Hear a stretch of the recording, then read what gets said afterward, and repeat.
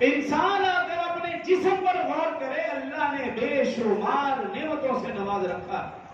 حضرت شیخ سعدی رحمۃ اللہ تعالی ان کے بارے میں واقعہ مشہور ہے، میں نے بھی سنا ہے کئی بار۔ ان کے پاس جوتا نہیں تھا، مسجد تشریف لے کے 2 نفل پڑھے، اللہ سے جوتا مانگا کہ یہ بہترین طریقہ ہے۔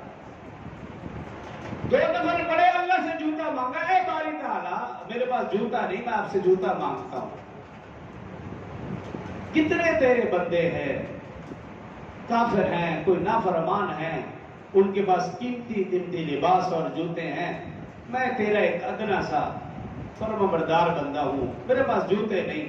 یہ اپنے الفاظ میں شکوہ شکایت کیا، اٹھ کر مسجد کے دروازے کی طرف آئے، ایسے آدمی پر نظر پڑی جس کے پاؤں نہیں تھے، بس اسی پاؤں واپس پلٹے، سجدہ ریز ہوئے، اے باری تعالیٰ تیرا شکر ہے تو نے مجھے پاؤں تو دے رکھے، یہ بھی تو تیرا بندہ ہے جس کے پاس پاؤں نہیں، پھر بھی اس کی زبان پر کوئی شکوہ اور شکایت نہیں۔ یا اللہ مجھے کچھ بھی نہیں چاہیے، جو تو نے رکھا، جس حال میں رکھا میں راضی ہوں۔ کاش میری اور آپ کی بھی یہی عادت بن جائے۔